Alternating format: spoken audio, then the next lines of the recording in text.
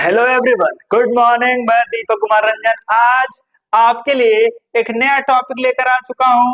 वो topic English grammar के according बहुत ही बेसिक है, जो हमारा नॉर्मल इंग्लिश कन्वर्सेशन या फिर नॉर्मल इंग्लिश ग्रामर का जो रूल्स है कि हम कोई भी सेंटेंस को कैसे ट्रांसलेशन में या फिर टेस्ट कैसे ट्रांसलेट करेंगे with the help of do and does. तो आज का क्लास होने वाला है विद रिलेटेड डू और डज से रिलेटेड। तो चलिए, मैंने आपके लिए लिखा कुछ शॉर्ट नोट जो आपको बताएगा कि ये जो डू एंड डज है इसका इस्तेमाल हम अपने नॉर्मल इंग्लिश ग्रामर या फिर नॉर्मल इंग्लिश कम्युनिकेशन स्किल्स में कैसे इस्तेमाल करेंगे। क्लियर? तो चलिए अब आते हैं कि ये डू और डज का इस्तेमाल करने के लिए हमें किन किन पॉइंट्स को, किन किन रूल्स को हमेशा फोकस में और दिमाग में सेट करके रखना पड़ेगा कि जब भी आप डू और डज का इस्तेमाल करें तो बिना कोई कंफ्यूजन का इजीली आप उसको बोल पाए या फिर नॉर्मल सेंटेंस क्रिएट कर पाए। क्लियर? तो चलिए आते हैं जो मैंने आपके लिए नोट किया उस पर। तो वो है, सबसे पहले लिखा गया है कि डू और डज का प्रयोग, मतलब कि डू और डज का इस्तेमाल हम वहां करेंगे जहां प्रेजेंट इंडेफिनिट टेंस नजर आएगा। क्या नजर आएगा?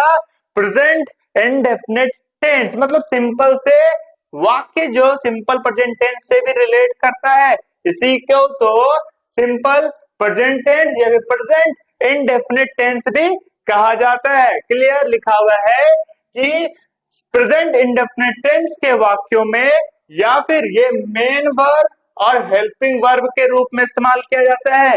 मैंने आपके लिए लिखा कि ये जो डू एंड डज का इस्तेमाल होता है वो प्रेजेंट इंडेफिनिट टेंस या फिर सिंपल प्रेजेंट टेंस में जो वाक्य होते हैं उसमें कभी मेन वर्ब के रूप में तो कभी हेल्पिंग वर्ब के रूप में भी इस्तेमाल किया जाता है।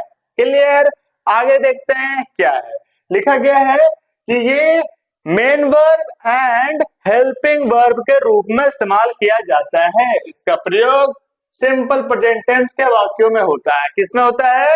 सिंपल प्रेजेंट टेंस के वाक्य में डू और डज का इस्तेमाल हम करते हैं। क्लियर? अब आते हैं, एक छोटा सा नोट और लिखा है मैंने कि अब अकॉर्डिंग टू द पर्सन हम कब कब डज एंड डू का इस्तेमाल करेंगे। क्लियर? तो यहाँ अकॉर्डिंग टू द पर्सन देखा जाए तो डू एंड डज का इस्तेमाल करने के लिए वो सब्जेक्ट डिनोट करेगा कि कब क्या यूज करना चाहिए। जैसे आई, बी, ये सब के साथ डू का इस्तेमाल, ही, सी, ये सब के साथ डज का इस्तेमाल। लेकिन इस पे नॉर्मल फोकस करने से अच्छा है कि हमें जानना है कि what is the actual meaning, what is the actual rule, कि हमें डू और डज का इस्तेमाल करने के लिए हमारे पास किन चीजों का होना आवश्यक है। तो वो है, लिखा गया है डू और डू का प्रयोग या फिर डज का प्रयोग एक्सिलरी वर्ब के रूप में या फिर जब एक्सिलरी वर्ब हो उसमें, तथा मेन वर्ब में, किसमें? डू और डज का इस्तेमाल हम वहां करेंगे जब एक्सिलरी वर्ब भी हो या फिर मेन वर्ब के रूप में या फिर जब second person, third person plural pronoun and the first person pronoun हो। हमने आपके लिए लिखा अकॉर्डिंग टू द सब्जेक्ट देखा जाए या फिर अकॉर्डिंग टू द इंपॉर्टेंस देखा जाए कि उस वाक्य में किसको ज्यादा इंपॉर्टेंस दिया गया है, तो हमें पता चलेगा कि डू और डज का प्रयोग एक्सिलरी वर्ब तथा मेन वर्ब के रूप में कब करेंगे? जब second person and third person plural pronoun हो and the first person pronoun के साथ हमें डू और डज का इस्तेमाल करना है। क्लियर? अब आते हैं कि आखिरकार आपका जो सेंटेंस क्रिएट होगा विद द हेल्प ऑफ या with the use of do and does, तो आपका सेंटेंस कैसा रहेगा या फिर आप इसका इस्तेमाल कैसे सेंटेंस के लिए यूज करेंगे। तो वो है, मैंने सबसे पहले लिखा कि इसका इस्तेमाल कब कब कर सकते हैं। तो इसका इस्तेमाल सिंपल प्रेजेंट टेंस में, चाहे वो अफर्मेटिव सेंटेंस हो, चाहे वो इंट्रोगेटिव सेंटेंस हो, चाहे वो नेगेटिव सेंटेंस हो, आप उन सारे जगहों में डू एंड डज का इस्तेमाल कर सकते हैं। हालांकि हमारे पास क्या होना चाहिए, सेंटेंस जो होना चाहिए वो होना चाहिए सिंपल प्रेजेंट टेंस से जुड़ा हुआ। क्लियर। अब आते हैं कुछ सेंटेंस जो मैंने आपके लिए लिखा और जो आपको बहुत ही ज्यादा हेल्प करेगा डू और डज को सेंटेंस में उतारने के लिए और खुद से अलग अलग प्रकार के सेंटेंस क्रिएट करने के लिए। क्लियर। तो चलिए स्टार्ट करते हैं सेंटेंस जो मैंने आपके लिए लिखा। सबसे पहले मैं एक चीज और बता देता हूं कि डू और डज का इस्तेमाल कभी क्वेश्चन पूछने के लिए सभी होते हैं, क्योंकि यहाँ हमने बता दिया ऑक्सिलरी वर्ब के रूप में भी और मेन वर्ब के रूप में भी किया जाता है और हेल्पिंग वर्ब के रूप में भी किया जाता है। और अधिकतर जैसे कि जो हेल्पिंग वर्ब होता है अगर वो सब्जेक्ट से ही पहले लग जाए तो हमें पता चल जाता है क्या कि वो जो हेल्पिंग वर्ब के रूप में इस्तेमाल किया जा रहा था वो अब जाके क्वेश्चन पूछेगा और क्वेश्चन पूछने वाला सेंटेंस क्रिएट करेगा। क्लियर। अब आते हैं नॉर्मल सेंटेंस में। आपको यह भी मालूम होना चाहिए कि एक नॉर्मल शॉर्ट लिखावट है, जैसे कि जब नेगेटिव में डू का इस्तेमाल किया जाए तो डू प्लस नॉट का इस्तेमाल किया जाता है, तो आप इसे डू नॉट भी बोल सकते हैं या फिर डोंट का इस्तेमाल भी कर सकते हैं। अगर आपको डज प्लस नॉट का इस्तेमाल करना है तो आप सेंटेंस में डज नॉट का भी इस्तेमाल करते हैं या फिर डजंट का भी इस्तेमाल कर सकते हैं। क्लियर। जैसे कि डू और प्लस नॉट का शॉर्ट में डोंट, डज प्लस नॉट का शॉर्ट में डजंट। क्लियर। तो अब आते हैं सेंटेंस में। आपके लिए मैंने जो सेंटेंस लिखा है ध्यान से देखिएगा, वो आपको काफी मदद करेगा आपका नया नया सेंटेंस खुद से क्रिएट करने में। लिखा हुआ है वे रात में पढ़ाई नहीं करते हैं। मैंने लिखा कि वे रात में पढ़ाई नहीं करते हैं, तो जो सेंटेंस है वो आपको बता रहा है कि आप डू या फिर डज का इस्तेमाल करके इस सेंटेंस को इंग्लिश में कैसे ट्रांसलेट करेंगे। तो लिखा हुआ है they do not study at night, they do not study at night. आपको यह भी सेंटेंस के अकॉर्डिंग ही समझना है या फिर मैं बता देता हूं कि अगर रूल्स या फिर स्ट्रक्चर देखा जाए तो सबसे पहले सब्जेक्ट का इस्तेमाल, फिर डू का इस्तेमाल, फिर वर्ब का इस्तेमाल और उसके बाद आपका कॉम्प्लीमेंट। क्लियर। तो यहां अगर स्ट्रक्चर देखा जाए तो क्या होगा, सब्जेक्ट प्लस डू या फिर डज प्लस वर्ब का फॉर्म फिर कॉम्प्लीमेंट। क्या हो गया, आपको एक स्ट्रक्चर भी मिल गया कि अगर डू और डज का इस्तेमाल करना है तो सब्जेक्ट का होना, उसके बाद डू एंड डज का होना, उसके बाद फिर वर्ब का होना, उसके बाद कॉम्प्लीमेंट का होना आवश्यक है। क्लियर।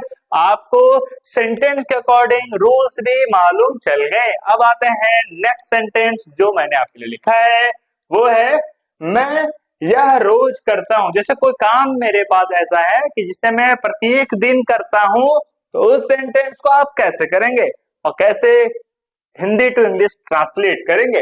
जैसे कि मैं यह काम रोज करता हूं या फिर मैं यह रोज करता हूं, तो I do it every day. क्या लिखा हुआ है, I do it every day.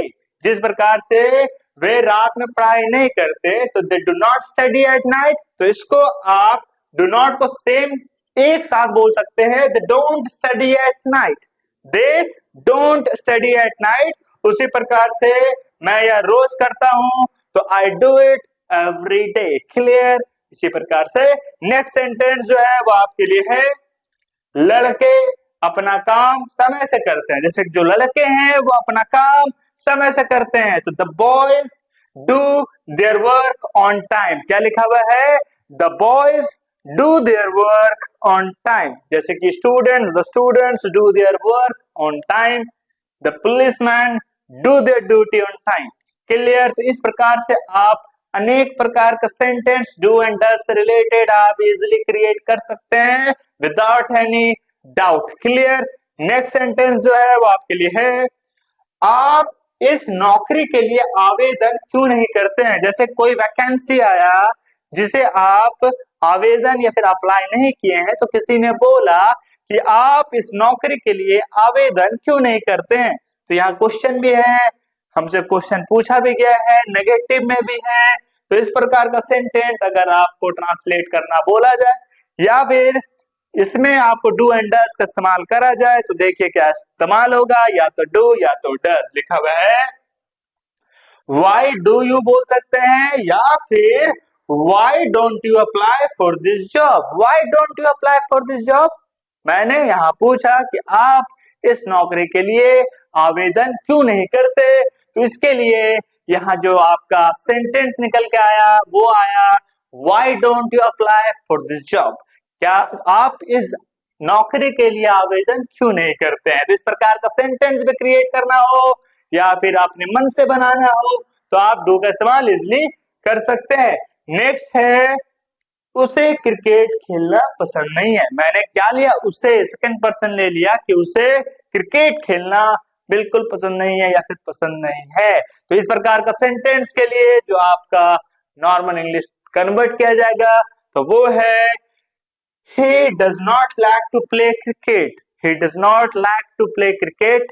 जैसे कि यहाँ लिखा गया है he does not like to play cricket, तो यहाँ आप बोल सकते हैं he doesn't like to play cricket। क्या बोल सकते हैं, he doesn't like to play cricket। चलो क्रिकेट हटा दो, आप बोल सकते हो चेस, आप बोल सकते हो फुटबॉल, आप बोल सकते हो हॉकी, आप बोल सकते हो कैरम, आप बोल सकते हो नॉर्मल शतरंज, ये सारे चीज आप जो मर्जी आए सो बोल सकते हैं। तो यहाँ पसंद करना ना करना वो अलग बात। जैसे कि I like to play cricket, तो ये नॉर्मल है कि मैं क्रिकेट खेलना पसंद करता हूँ, लेकिन जब नहीं करता क्या करता हूँ, क्या मैं पसंद करता हूँ, क्या मैं इसको पसंद क्यों नहीं करता, इस प्रकार के जब सेंटेंस क्रिएट होने लगे तो आपका डू एंड डज का इस्तेमाल सामने नजर आएगा। इसी प्रकार से यहाँ लिखा गया कि उसे क्रिकेट खेलना पसंद नहीं है, तो उसे मतलब ही और वो सेकंड पर्सन मतलब डज का इस्तेमाल, तो he doesn't like to play cricket. इसी प्रकार के he doesn't like to play carrom, he doesn't play like to you. तो इस प्रकार से आपका आज का क्लास डू एंड डज को मद्देनजर रखते हुए आज की क्लास रखा गया है, जो आपको ये बताएगा कि डू एंड डज का इस्तेमाल आप अपने नॉर्मल इंग्लिश ग्रामर के according with the rule do and does का इस्तेमाल कैसे कर सकते हैं। अगर आपको प्रॉपर तरीके से डू एंड डज का इस्तेमाल हमेशा के लिए याद रखना है, जिसे आप अपने normal English conversation, English communication या फिर कोई भी बोलचाल की भाषा को, बात को बताने के लिए अगर फोकस और हमेशा यूज करना है तो आप इसे नोट कर सकते हैं। ये रहा आपका डू एंड डज का प्रॉपर एंड सटीक method, how to use do and does in your daily life. Clear? तो आज का क्लास केवल do and does. I hope आपको यह वीडियो पसंद आया होगा। अगर आपको यह वीडियो पसंद आए तो प्लीज हमारे वीडियो को लाइक कीजिएगा, कमेंट कीजिएगा और अपने दोस्तों के साथ शेयर कीजिएगा, और हाँ, सब्सक्राइब करना ना भूलिएगा। मैं दीपक रंजन, थैंक यू।